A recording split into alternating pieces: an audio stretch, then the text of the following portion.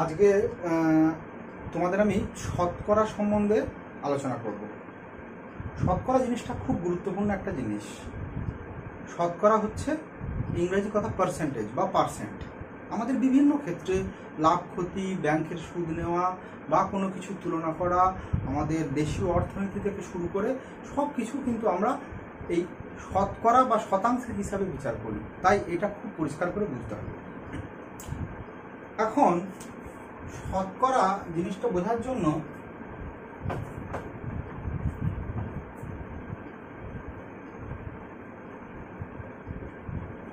অর্থাৎ শতের মধ্যে, শত মানে 100, অর্থাৎ 100-র মধ্যে কোনো জিনিসের যখন মান যাচাই করব, 100 এর মধ্যে বা 100 এর হিসাবে যখন আমরা কোনো মান যাচাই করব, তখনই তাকে আমরা কিন্তু এই শতকরা চ্যাপ্টারতে বা শতকরার হিসাবে আমরা এটা পড়ে যাবো, শতকরা অনুশীলনী নয়। এখন 100 এর মধ্যে বলতে কি,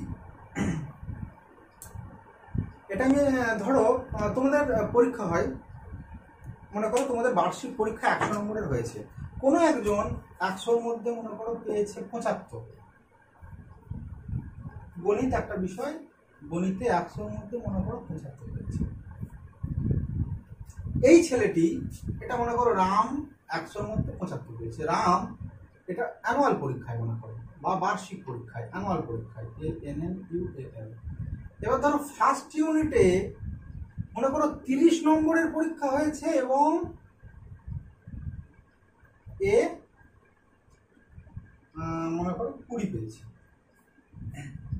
দেখে বলো তো কোন পরীক্ষাটা ভালো হয়েছে? বুঝতে একটু অসুবিধা হচ্ছে জানো? তখন আমরা এই 30টাকে 100 হিসাবে বিচার করব। মানে 30-এর মধ্যে পেয়েছে 20।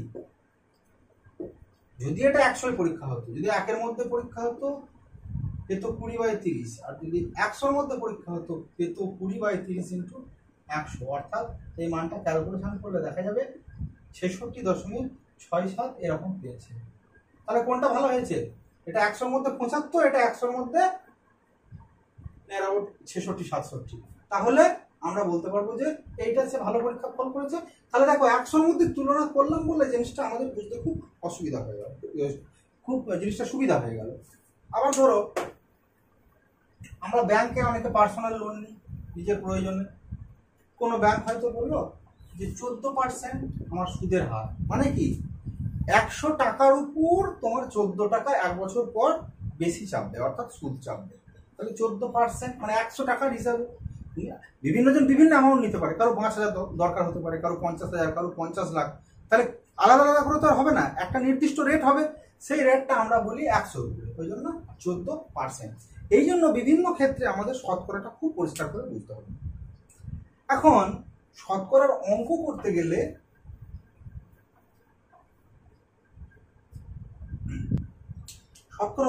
কিছু জিনিস জানতে হয়। যেমন হচ্ছে তোমার শতকরাকে ভগ্নাংশে প্রকাশ করতে জানতে হয়, আবার ভগ্নাংশকেও শতকরায় প্রকাশ করতে জানতে হয়। একে দশমিকে প্রকাশ করার প্রয়োজন হতে পারে। যেমন ধরো শতকরা 15 মানে হচ্ছে আমরা সেটাকে লিখবো 15%। এটা হচ্ছে শতকরা চিহ্ন, এটা হচ্ছে শতকরা চিহ্ন, এটাকে ইংরেজিতে বলা হয় পার্সেন্ট। তাহলে এটা 15%। একে ভগ্নাংশে প্রকাশ করলে দেখো কি হয়, এটা সমান আমরা বলতে পারবো, এই পার্সেন্ট মানে 100, এটা চলে আসবে হরে, উপরে 15 থাকে।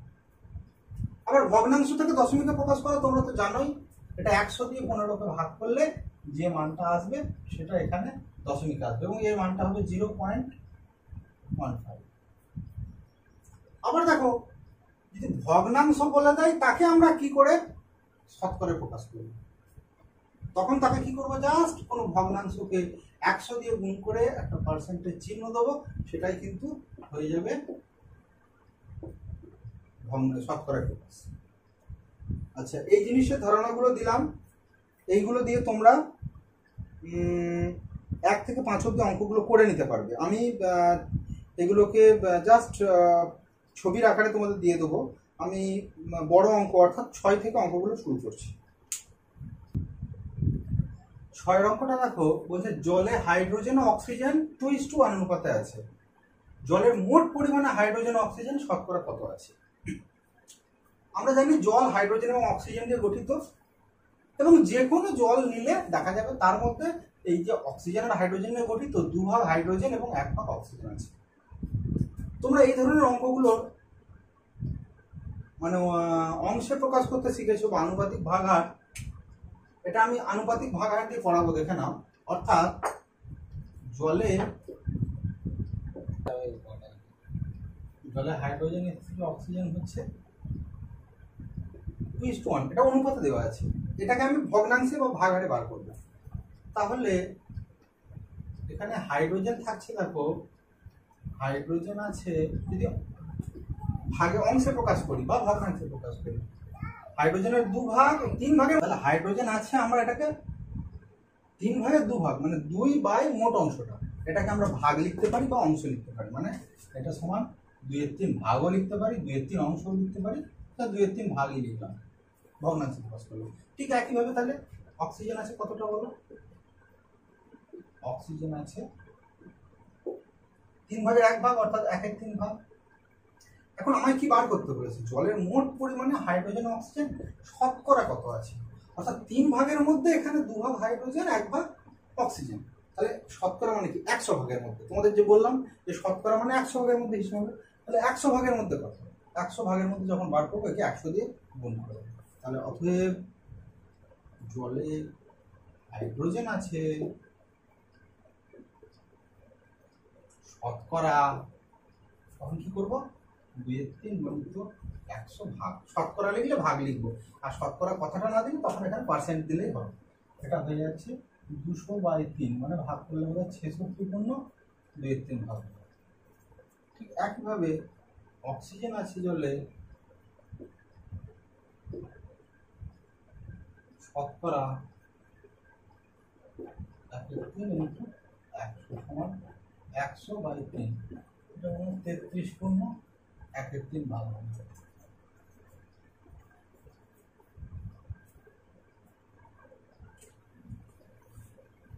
সাতের অঙ্কটা কি বলছে দেখো, হৃদয়পুরের একটি কারখানায় আগে দৈনিক 1500টা কাঁচের বোতল তৈরি হতো, এখন তৈরি হচ্ছে দৈনিক 1695টা বোতল, অর্থাৎ বোতলের উৎপাদন বেড়েছে। কিন্তু শুধু বেড়েছে বলেনি, শতকরা কত বেড়েছে এটা আমি বার করতে হবে। তাহলে কতটা বৃদ্ধি পেয়েছে এটা আগে দেখে নেবো। তাহলে বোতল তৈরি বৃদ্ধি পায়, কত হবে? 1695 মাইনাস 1500 সমান 195টা বেশি বোতল এখন তৈরি হয়। আগে কত হতো? 1500, অর্থাৎ 1500তে 195টা বেড়েছে, 1500ই বেড়েছে 195, অর্থাৎ যেটা প্রাথমিক তার উপর কিন্তু হিসাব হবে। তাহলে আমরা কি লিখতে পারি? যদি ওই কি নিয়ম দিয়ে করি তাহলে কি লিখবো? 1500টি বোতলে বোতল বৃদ্ধি পায়, উৎপাদন বৃদ্ধি পায় 195, একে কত? 100 কত? তাহলে 1500টি বোতলে উৎপাদন বৃদ্ধি সমান 195। একটি বোতলে উৎপাদন বৃদ্ধি কত? 195/1500, আর 100টা বোতলে উৎপাদন, ওই যে বলেছি শতকরা মানে সবসময় 100 হিসাবে হবে, তখন কিন্তু আর 1500তে থাকবো না, 1500কে আমরা 100 হিসাবে নিয়ে আসবো। 100টি বোতল উৎপাদন বৃদ্ধি 195/1500 ইন্টু 100, তারপর কি হচ্ছে? কাটাকাটি করলে দুটো শূন্য কেটে যাচ্ছে, 15 দিয়ে 195 কাটাকাটি করো, 15 115 3 35, অর্থাৎ 13টা। তার মানে শতকরা বৃদ্ধি পাচ্ছে 13টি। অতএব আমি যদি পার্সেন্টেজ লিখে দিচ্ছি, দেখো অতএব উৎপাদন বৃদ্ধি একবারে 13%। এখানে শতকরা কথাটা লেখার দরকার নেই, কারণ এটা মানে হচ্ছে শতকরা।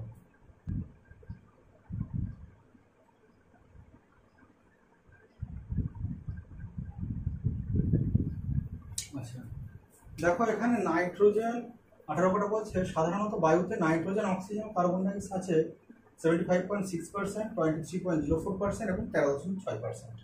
25 লিটার বায়ুতে কোন গ্যাস কতটা আছে? এই মানগুলো কিন্তু শতকরা বলে দিয়েছি।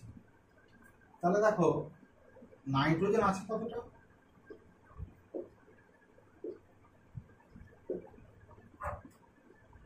তার মানে 75.6%। আমরা পার্সেন্টকে ভগ্নাংশে প্রকাশ করতে পারি, সেটা কি দাঁড়াবে 75.6/100। এটা পার্সেন্টটা 100 বসে যায়। একইভাবে দেখো বাকিগুলো কি হবে, অক্সিজেন, একইভাবে অক্সিজেন আছে দেখো 23.04% সমান 23.04/100 আর কার্বন ডাইঅক্সাইড আছে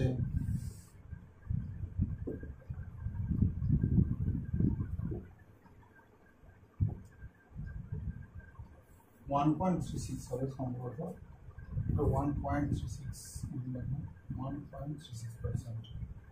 1.36% মানে কি 1.36/100 এটা 100 ভাগের হিসেবে। এখন 25 লিটার বায়ুতে, তার মানে এর সঙ্গে 25 গুণ হয়ে যাবে। যখন আমরা একটা ভগ্নাংশ পেয়ে যাবো, যাতে 25 লিটার বায়ুতে নাইট্রোজেন আছে 75.6/100 গণিত 25, এটা লিটারে বেরিয়ে যাবে যেহেতু এটা 25 লিটারের হিসেবে রয়েছে। অর্থাৎ 4 25 সঙ্গে 100, 4 দিয়ে ভাগ করে যে মানটা হবে তোমরা ক্যালকুলেশন করে দেখে নেবে, এটা 18.9 লিটার হচ্ছে। ঠিক একইভাবে অক্সিজেন থাকবে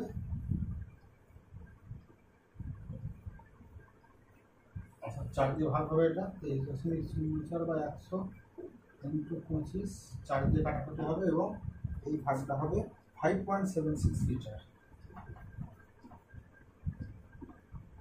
এবং কার্বন ডাইঅক্সাইড থাকবে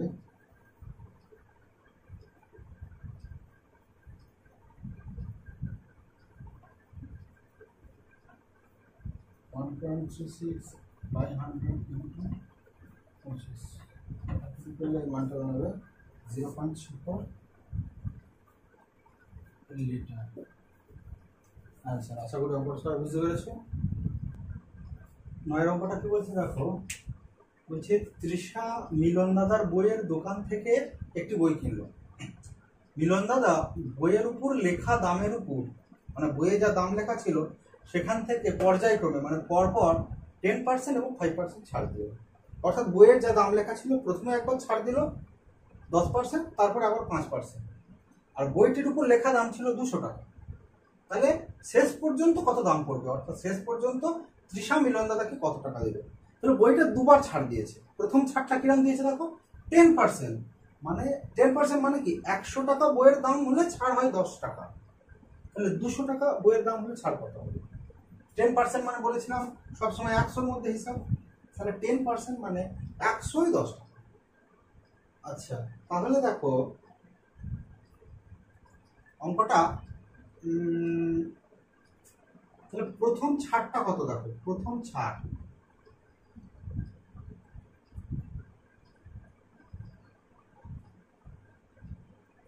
$200 10% করতে পারি, অথবা যদি আমরা ত্রৈরাশিক বা ঐকিক নিয়মে করি তাহলে কি দেখাবে দেখো, তার মানে যদি ত্রৈরাশিকে করি তার মানে বইয়ের দাম, আচ্ছা আমি ত্রৈরাশিকই করে দিচ্ছি অফার। অর্থাৎ বইয়ের দাম 100 টাকা হলে 10 টাকা ছাড়, বইয়ের দাম 200 টাকা হলে কত ছাড়, প্রথম ছাড়টা বার করে দেবো। এগুলো সব সরল সম্পর্ক। সরল হলে আমরা কিভাবে বলেছি বার করতে পারি, অতএব প্রথম ছাড়টা এখান থেকে পেয়ে যাব, জিজ্ঞাসা চিহ্নের উপরে যেটা থাকে সেটা বসবে, এবং সরল হলে ভগ্নাংশ উল্টে যায়, অর্থাৎ উপরে 200 নিচে 100, তাহলে এই দুটো শূন্য এই দুটো শূন্য, অর্থাৎ 2 10-এ প্রথমে 20 টাকা ছাড় পেবে। তাহলে 20 টাকা ছাড় পাওয়ার পর বইয়ের দাম কত, 20 টাকা ছাড় পাওয়ার পর বইয়ের দাম দাঁড়াচ্ছে 200 মাইনাস 20 মানে 180 টাকা। এটা প্রথম ক্ষেপটা গেল, প্রথম ধাপ। দ্বিতীয় ধাপে এই 100 টাকার 180-র উপর আবার 5% ছাড় দিচ্ছে। তার মানে দ্বিতীয় ক্ষেত্রে কি হচ্ছে দেখো,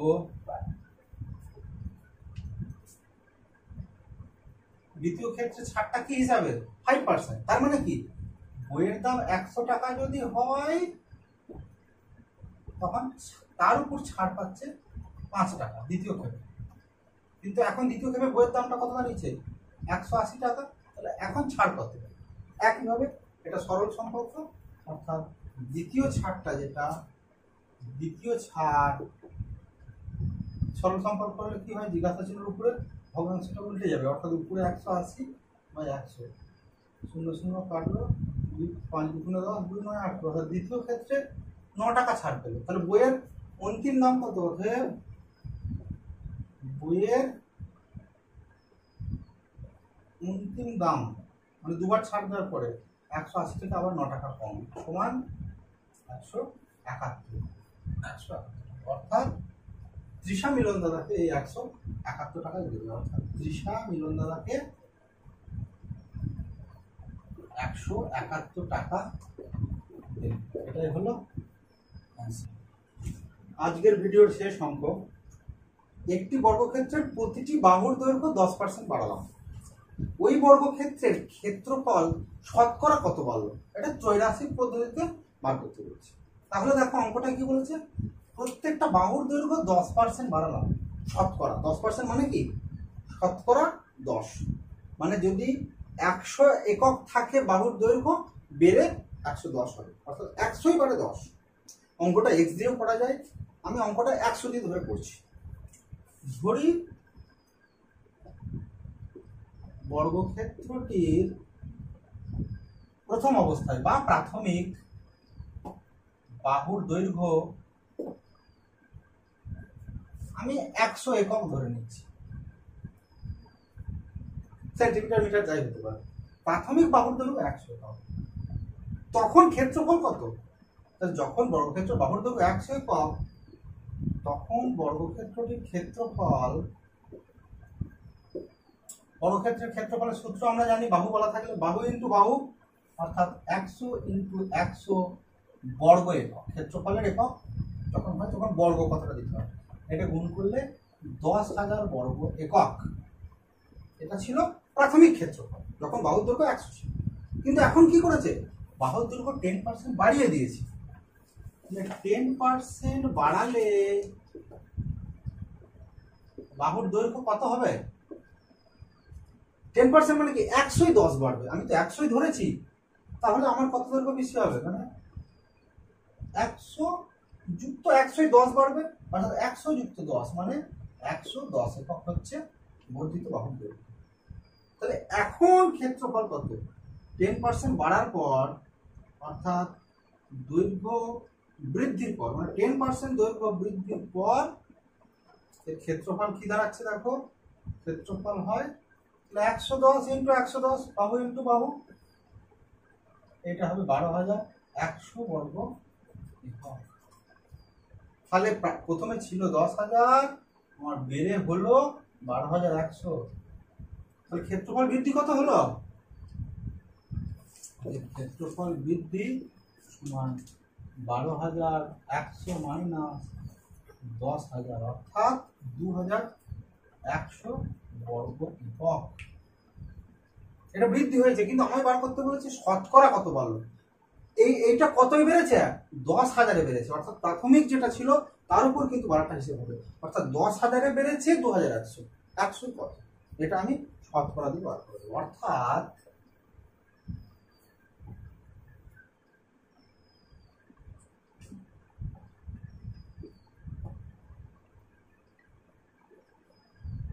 তার মানে প্রাথমিক কত ছিল?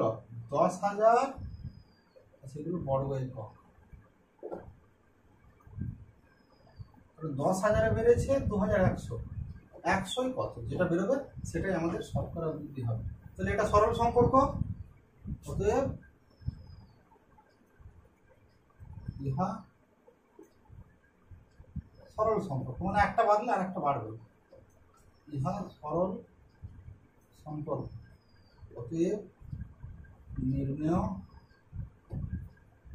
বৃদ্ধি সমান 2,100, জিজ্ঞাসা চিহ্নের উপর যেটা বসে সরল সম্পর্ক উল্টে যায়, 100/10,000 ভগ্নাংশটা আমি তোমাদের আগের ভিডিওতে শিখিয়েছিলাম।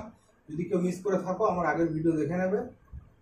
তো এটা শিখে চ্যাপ্টারে এটা ক্যালকুলেশন করলে একটা দুটো শূন্য কাটলো, এখানে এখানে দুটো শূন্য কাটলো, অর্থাৎ 21%। নির্ণয় ক্ষেত্রফল বৃদ্ধি সমান 21%। এরপরের 11 থেকে 20 অবধি যে অঙ্কগুলো এই চ্যাপ্টারে বাকি রইলো এটা আমি পরের ভিডিওতে তোমাদের বুঝিয়ে দেবো।